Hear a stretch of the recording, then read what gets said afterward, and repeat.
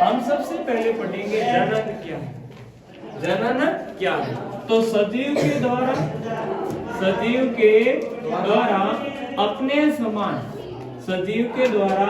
अपने समान संतति उत्पन्न करना क्या कहलाता है?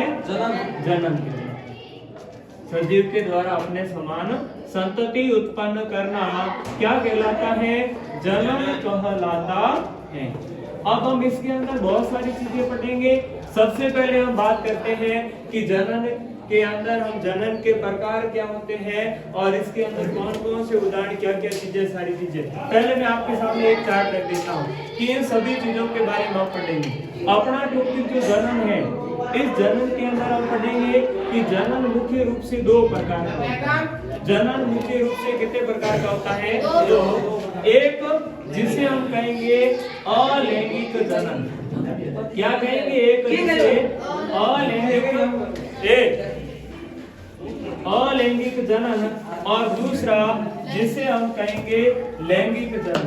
क्या कहेंगे? दूसरा हम जिसे लैंगिक जनन क्या कहेंगे? लैंगिक जनन। इसके बारे में इनकी परिभाषाओं की बात करें इससे पहले हम देख रहे हैं पूरा प्रारूप। इस अध्याय के अंदर हम क्या क्या चीजें पढ़ेंगे। अलैंगिक जनन के अंदर हम दो प्रकार पढ़ेंगे। कितने प्रकार पढ़ेंगे? दो प्रकार। एक हम पढ़ेंगे कि एक कोशिकीय जीवों के अंदर अलैंगिक जनन की विधियां। किसके अंदर? एक कोशिकीय जीवों के अंदर अलैंगिक जनन की विधियां। और दूसरा हम पढ़ेंगे बहुकोशिकीय जीवों के अंदर अलैंगिक जनन की विधियां। इस अलैंगिक जनन की विधियां एक कोशिकीय जीवों के अंदर हम तीन पढ़ेंगे। कौन कौन सी? ध्यान रखना, तीन विधियां, जिसमें एक हम पढ़ेंगे द्विखंडन। क्या पढ़ेंगे? द्विखंडन। एक विधि हम पढ़ेंगे जिसे कहते हैं बहुखंडन। क्या कहेंगे? बहुखंडन। और तीसरी विधि हम इनके अंदर पढ़ेंगे जिसे कहते हैं मुकुलन। क्या कहते हैं? मुकुलन। इसके बाद में हम दूसरा बहुकोशिकीय जीवों के अंदर अलैंगिक जनन की कुछ महत्वपूर्ण विधियां, 6 विधियां पढ़ेंगे, जिसमें सबसे पहली विधि जो होगी जिसे हम कहेंगे खंडन। क्या कहेंगे? खंडन। और दूसरा जिसे कहते हैं मुकुलन। क्या कहेंगे? मुकुलन। अब ध्यान रहे, अलैंगिक जनन की एक कोशिकीय जीवों के अंदर भी विधि पढ़ते हैं मुकुलन, और बहुकोशिकीय जीवों के अंदर भी अलैंगिक जनन की कौन सी विधि पढ़ते हैं? मुकुलन। इसका मतलब एक कोशिकीय जीवों में इस विधि का उदाहरण अलग होगा, बहुकोशिकीय जीवों के अंदर इस विधि का उदाहरण क्या रहेगा? अलग रहेगा। इसके बाद में तीसरी जो विधि है जिसे हम कहेंगे पुनरुद्भवन। क्या कहेंगे बेटा? पुनरुद्भवन। या इसे हम कह सकते हैं पुनर्जनन। क्या कह सकते हैं? पुनर्जनन। इसके बाद में चौथी विधि जो इसके अंदर हम पढ़ेंगे जिसे हम कहेंगे कायिक प्रवर्धन। क्या कहेंगे? कायिक प्रवर्धन।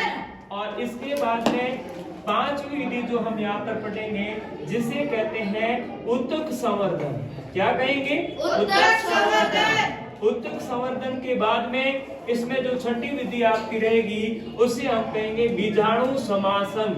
क्या कहेंगे? बीजाणु समासंग कहते हैं।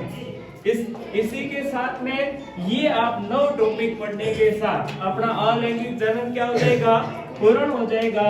इसके बाद में अगला जो अपना भाग रहेगा वो रहेगा लैंगिक जनन। इस लैंगिक जनन के अंदर मुख्य रूप से 2 पार्ट पढ़ेंगे। कौन कौन से? एक हम पढ़ेंगे पादपों में जनन। किसमें पढ़ेंगे? पादपों में। इसके अंदर जनन पढ़ेंगे, पादपों में जनन की विधि पढ़ेंगे, और इसके अंदर अपना मुख्य टॉपिक रहेगा पुष्प। क्या रहेगा? पुष्प रहेगा। और दूसरा जो हम उदाहरण इसके अंदर पढ़ेंगे वो पढ़ेंगे मानव के अंदर जनन। किसमें पढ़ेंगे? मानव के अंदर जनन या मनुष्य में जनन पढ़ेंगे। इसके साथ में अपने 2 जनन तंत्र हम यहाँ पर पढ़ेंगे, और इसी के साथ में एक टॉपिक रहेगा जिसे हम कहेंगे जनन स्वास्थ्य। क्या कहेंगे? जनन स्वास्थ्य। और इसी के साथ में ये अपना टॉपिक क्या होगा? इस प्रकार से ये सारी चीजें इस अध्याय के अंदर हम पढ़ने वाले। समझ रहे हो? अभी हमने सिर्फ एक चार्ट के रूप में बात की है कि कौन कौन से टॉपिक हैं, क्या क्या चीजें हैं जो हम इस अध्याय के अंदर पढ़ेंगे। आप एक बार ये चीज नोट करो, क्योंकि इसमें मैं आपको उदाहरण लिखाऊंगा। रिक्त स्थान वाला प्रश्न होगा, चाहे एक लाइन वाला उत्तर हो या ऑब्जेक्टिव टाइप का प्रश्न का उत्तर हो, सारे आसान हो जाएंगे। मैं आपको इसके साथ उदाहरण बताऊंगा। पहले ये कॉपी करो, यस कॉपी कीजिए, कॉपी कर लो, लिख लो, ये पूरी चीज एक बार कॉपी कर लो।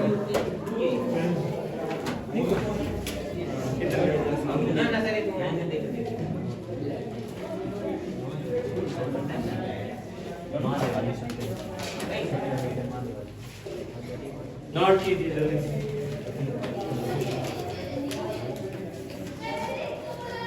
इन चीजों से जुड़े यहीं से अगर कोई प्रश्न उठ रहे हैं तो पूछ सकते हैं, अन्यथा हम इन सभी प्रश्नों के जवाब आपके टॉपिक जैसे जैसे हम बढ़ते जाएंगे वैसे वे आंसर मिलते जाएंगे। क्योंकि अभी तो हमने शुरुआत की, कोई टॉपिक समझा केवल इतना सा, ये चीजें आगे बढ़ानी है। तो अभी एक बार कॉपी करो। कहाँ पर? ये अंत में लिखा है जनन स्वास्थ्य।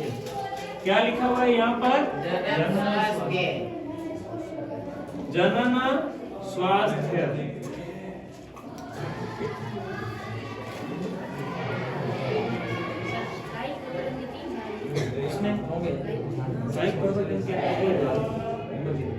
कायिक परिवर्तन के बेकाल, अरे वो कायिक परिवर्तन के भाग थोड़ी है, इनके द्वारा कायिक परिवर्तन होता है, समझ रहे हैं? कायिक परिवर्तन एक विधि है, कायिक परिवर्तन के द्वारा हम कहेंगे इसके अंदर जड़ तनाव और पति के द्वारा, इसलिए तो कायिक परिवर्तन कहते हैं।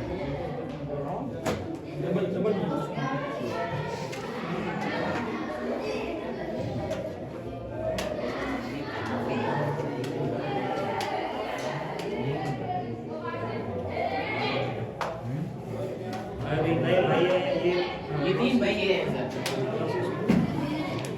आप भी आते हैं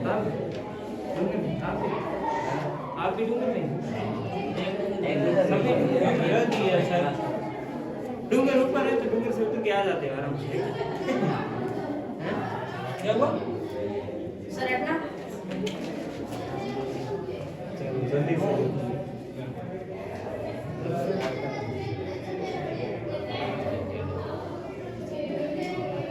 ए सर तो खड़ा रवि किधर है ये सर?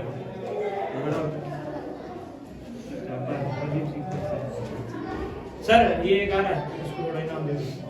बादम नाम क्या है सर? नवीन नवीन काफी पुराना हो गया लेकिन फिर भी ये बातें कर रहे हैं।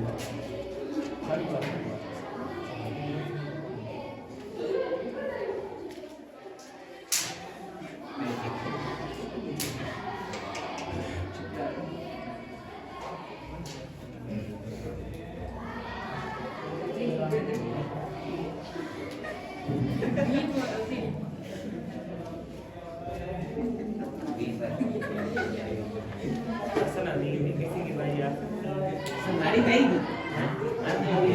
मेरी यही एक दी है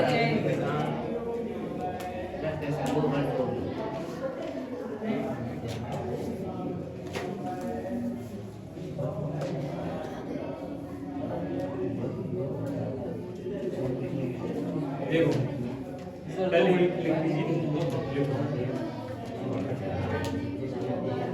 ए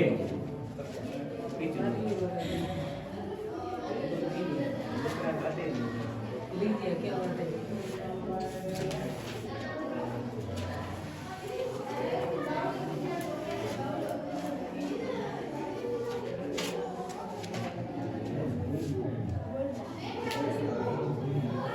अरे कर दो बढ़िया से आराम से।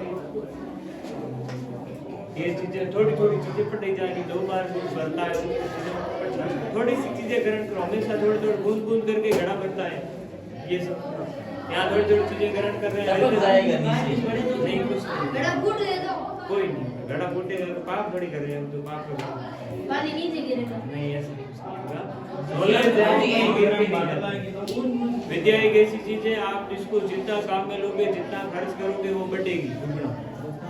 एकमात्र चीज यही है, जिसे आप जितना खर्च करो, जितना काम में लो, वो बढ़ती जाएगी।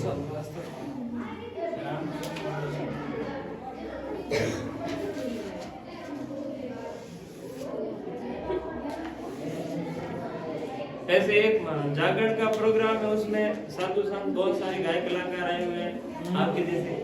सारे जो बैठा है वो सारे भजन सुना रहे हैं और सामने बैठे लोग सुन रहे हैं। जैसे जैसे टाइम बढ़ता जाता है, 10 से 11 बजे, रात के 11 से 12, 12 से 1, 2, 2 से 3, धीरे धीरे करके सारे अपने घर जाते हैं और सो जाते हैं। सभी चले जाते हैं। लास्ट में एक बूढ़ी महिला वहां बैठी रहती है, वो भजन सुन रही है। अब भजन सुन रही है तो गायक कलाकार चेंज होते जा रहे हैं। वो कह रहे हैं बेचारी बूढ़ी है तो ये भजनों का आनंद ले रही है, सुन रही है। तो गायक कलाकार बोले एक बार तुम गान, एक बार तुम गान, एक बार मैं गाऊं, ऐसे सारे गा रहे हैं, बारी बारी से गाते जा रहे हैं। वो बुढ़िया सुनती जा रही है।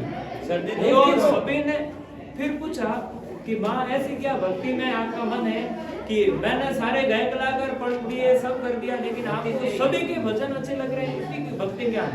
तो अगर मेरे को भक्ति अच्छी लगे, इनको आप अच्छे लगे तो आप आपके नीचे जो दरी पड़ी है वो मेरे को क्या लगे? अच्छी। क्यों? ये दरी मेरी है। आप उठ के रवाना हो जाओ तो मैं मेरी दरी लेके कब की घड़ी चले जाती। ऐसे चीजें ऐसा कहाँ पे हुआ? काल्पनिक कहानियां हुई कहीं भी। और ऐसा कुछ भी नहीं बढ़ोगे ऐसे मेहनत करोगे, पूरे टॉयलेट में टाइम बिताओगे, बिल्कुल करनी पड़ती है। मैं कह रहा हूं तो मैंने कब कहा नहीं बढ़ोगे? बढ़ोगे, बिल्कुल बढ़ोगे। क्या बढ़ोगे? मुझे क्या? चलिए अब एक अरे अभी शुरुआत की है क्या? चलो बाकी वाले जिन्होंने लिख दिया एक बार दोहरान कीजिए। अगर हम सजीव की संरचनात्मक और क्रियात्मक इकाई की बात करें तो उसे हम क्या कहेंगे? कोशिका। क्या कहेंगे? कोशिका। और कोशिका के अंदर कौन सा भाग होगा? केंद्रक। एक सामान्य सी बेसिक बात, हम किस प्रकार के जीव हैं?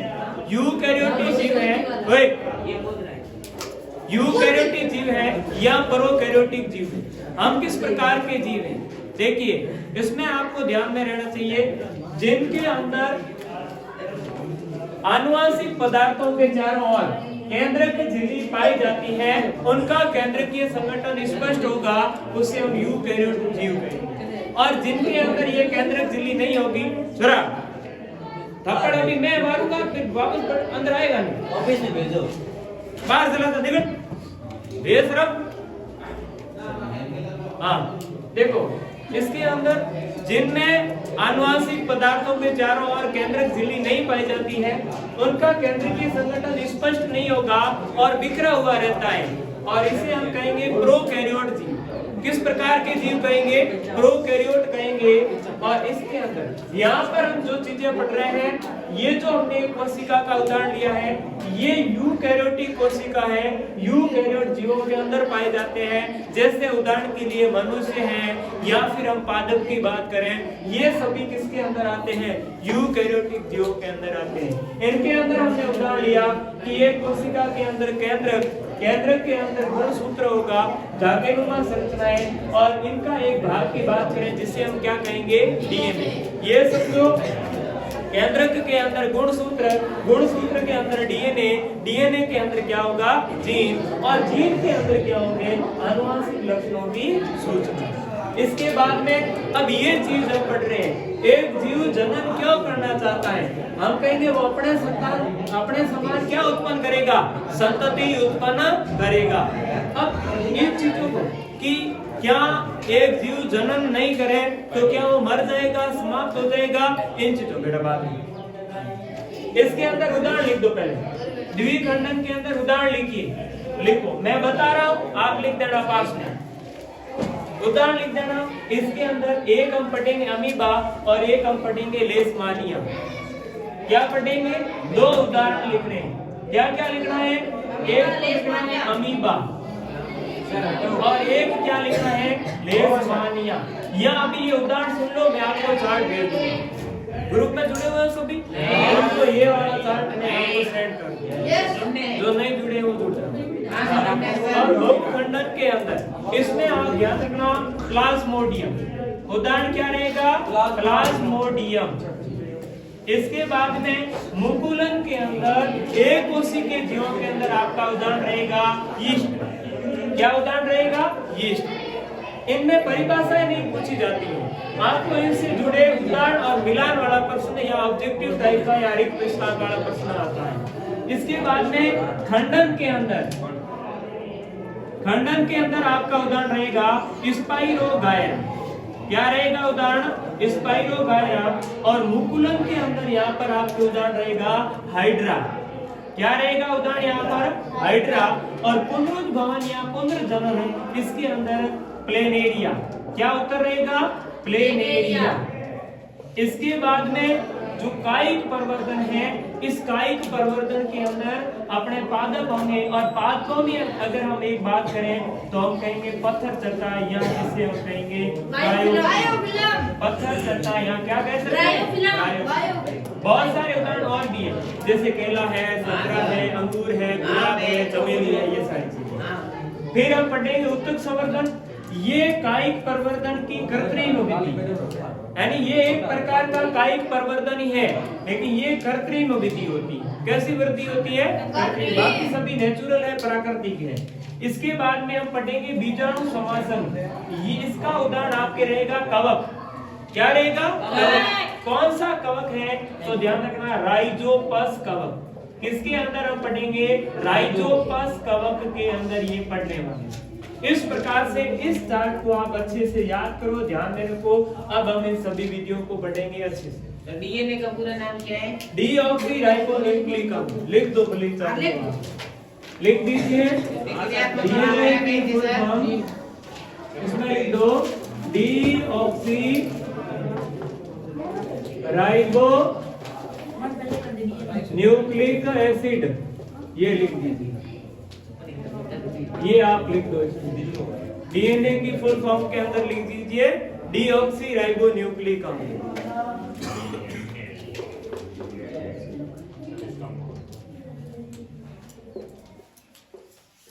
डीऑक्सीराइबो क्या भाई? 5 मिनट हो गए। ये नो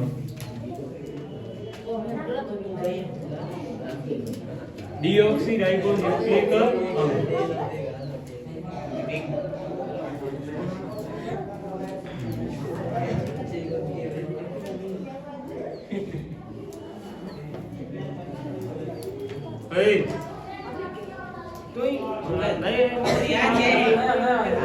स्कूल में स्कूल में है सर।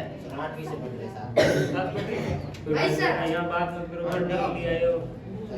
यहाँ लिख दिया, बहुत अच्छी बात है। चलो हम आगे बढ़ते हैं। आगे बढ़ते हैं।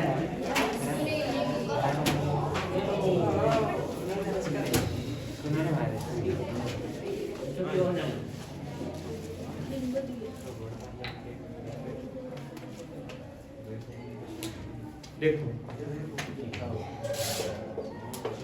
एक जीव के अंदर जनन करने का मुख्य क्या कारण है? तो देखो, एक का कारण है डीएनए की प्रतिकृति बनाना, या हम कह सकते हैं डीएनए की कॉपी बनाना। डीएनए की क्या बनाना? कॉपी। दूसरा है अपने अस्तित्व को पीढ़ी दर पीढ़ी बनाए रखना, या हम कह सकते हैं आनुवांशिक लक्षणों को बनाए। डीएनए कॉपी बनाएंगे तो इससे क्या फायदा होगा? देखो, अगर डीएनए की कॉपी बनाएंगे तो इससे विभिन्नताएं उत्पन्न होंगी। क्या उत्पन्न होगी? विभिन्नताएं। विभिन्नताएं उत्पन्न होगी, या हम कहेंगे नए लक्षण उत्पन्न होंगे। नए लक्षण उत्पन्न होंगे जो इन्हें बदलते वातावरण और परिस्थितियों के अनुकूल बनाएंगे। ये क्या बनाएंगे? अनुकूल बनाएंगे। इसलिए ये जीव जनन करना चाहता है और अपना अस्तित्व पीढ़ी दर पीढ़ी बनाए रहेगा। उनके आनुवंशिक लक्षण बड़े रहेंगे। तो हम कहेंगे जीव है वो किसमें रहेंगे? जीव का क्या रहेगा? अस्तित्व। जीव का क्या रहेगा? अस्तित्व होगा। यानी हम कहेंगे एक ही जाति के सभी जीव नष्ट हो गए, एक ही जीव जाति के सभी जीव समाप्त हो गए, तो हम क्या कहेंगे? बाद में उस जीव की कोई पीढ़ी है वो बची नहीं रही है, तो हम उस जीव के नए लक्षण दिखाई नहीं देंगे, क्योंकि धीरे धीरे जीव जनन नहीं कर रहे हैं। तो उनकी जो संतान है, संतति है, वो धीरे धीरे समाप्त होती जा रही है। एक समय के बाद में वो समाप्त होते जा रहे हैं, मरते जा रहे हैं, जिसके कारण अंत में है उनकी पूरी जो स्पीसीज है, पूरी जो जाति है, वो ही क्या हो जाएगी? समाप्त। ये इसकी जाति बनी रहे।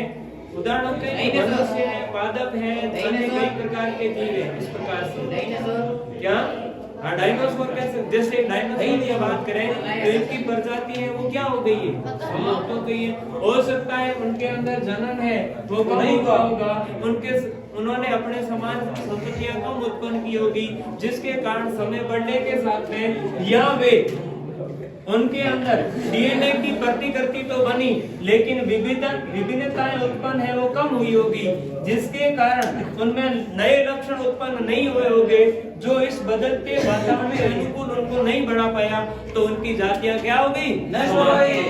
समझ रहे हो बात? इसका कारण है कि डीएनए की प्रतिकृति के कारण उनमें विभिन्नताएं उत्पन्न नहीं हुई, कम विभिन्नताएं उत्पन्न हुई, जिसके कारण वो बदलते वातावरण और परिस्थितियों के अनुकूल नहीं रहे और समाप्त हो गए। ये बात ये नोट कीजिए। लिख रहे हो? लिख रहे हैं ना?